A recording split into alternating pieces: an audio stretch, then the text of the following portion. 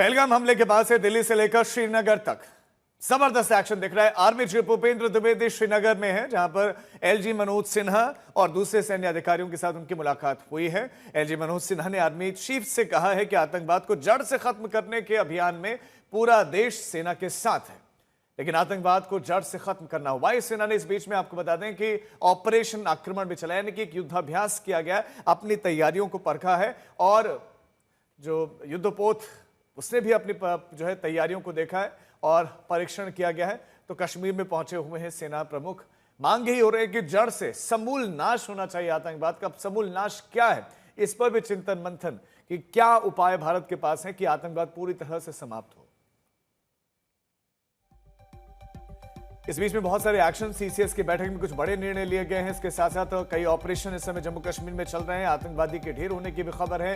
कुछ आतंकवादियों के घर में आईईडी ब्लास्ट कर दिया गया है, उनको तबाह कर दिया गया है। कुछ ये बड़े निर्णय पाकिस्तानी नागरिकों को कहा है कि आप छोड़कर जाए, और भारत ने अपनी तैयारियों को पूरी तरह से परखा है। एक सफल मिसाइल टेस्ट किया गया है, युद्धपोत से ये परीक्षण किया गया है। थल सेना और वायुसेना ने अपनी अपनी और नभसेना ने अपनी अपनी जो तैयारियों को उसको परखा है, और नेवी ने भी अपने जो है परीक्षण किया है। वायुसेना का अभ्यास, इसे ऑपरेशन आक्रमण नाम दिया गया है। और पहलगाम के जो आतंकी है जिनके घर को उजाड़ा गया है, दो हैं। एक तो बिजबेहड़ा जम्मू कश्मीर में, जहां पर आतंकवादी आदिल का घर धुआं धुआं किया गया, से नेस्त नाबूद किया गया आईडी ब्लास्ट। और दूसरा त्राल में आतंकी आसिफ का घर, पाकिस्तान ही गया था, पाकिस्तान में ट्रेनिंग ली और उसके बाद से भारत में आकर आतंकवादी हमलों में लिप्त था। 20 लाख रुपए का इनामी। तो एक्शन मोड में पूरी तरह से भारत है। आर्मी चीफ का इसी कड़ी में यह दौरा बहुत महत्वपूर्ण है, क्योंकि सैन्य अधिकारियों के साथ बातचीत, समीक्षा करेंगे, जानेंगे भी कि क्या क्या ऑपरेशन किन किन हिस्सों में कैसे कैसे इस समय चल रहा है।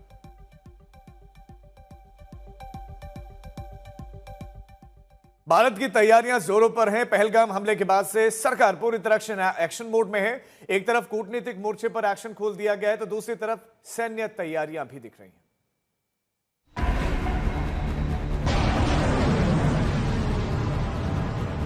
ये आईएनएस सूरत युद्धपोत है, दुश्मनों के लिए किसी काल से कम नहीं। और इसी युद्धपोत से मध्यम दूरी की सतह से हवा में मार करने वाली मिसाइल का सफल टेस्ट हुआ है।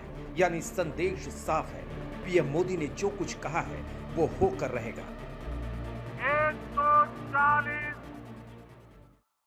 140 करोड़ भारतीयों की इच्छा शक्ति अब आतंकी आकाओं की कमर तोड़ कर रहेगी। 24 घंटे के भीतर भारत में होने वाले एक्शन पर गौर कीजिए। पहले कैबिनेट की सुरक्षा मामलों की समिति की बैठक, जिसमें पाकिस्तान पर पाबंदियों का फैसला, फिर पीएम मोदी की आतंक को जड़ से खत्म करने का प्रण, फिर सर्वदलीय बैठक और आज आर्मी चीफ का जम्मू कश्मीर दौरा। शक की गुंजाइश नहीं रह जाती, पाकिस्तान को खामियाजा भुगतना पड़ेगा, क्योंकि आतंक से लड़ाई में पूरा देश एक है।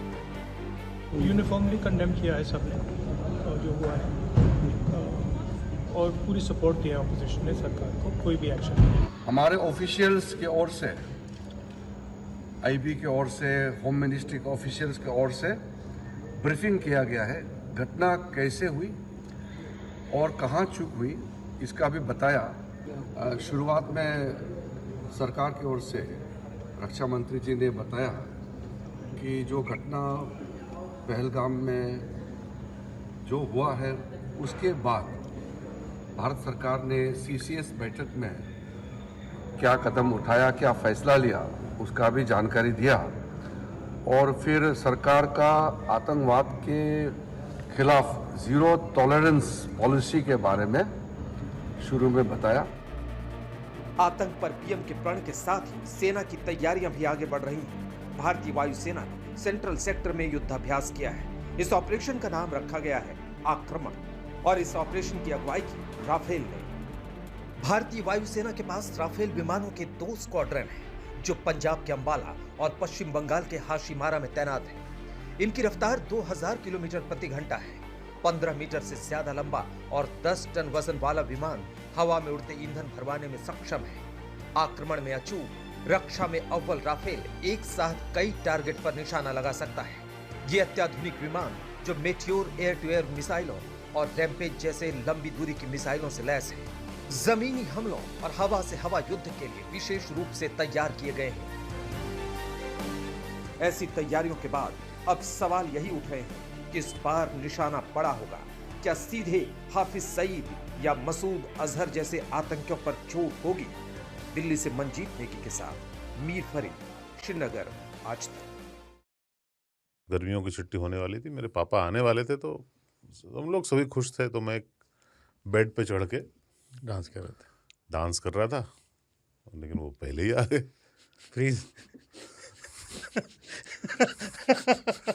तो मैं उस समय तो कंटिन्यू नहीं कर सकता था ना, तो फ्रीज फ्रेम टाइप का हो गया। कसम पैदा कर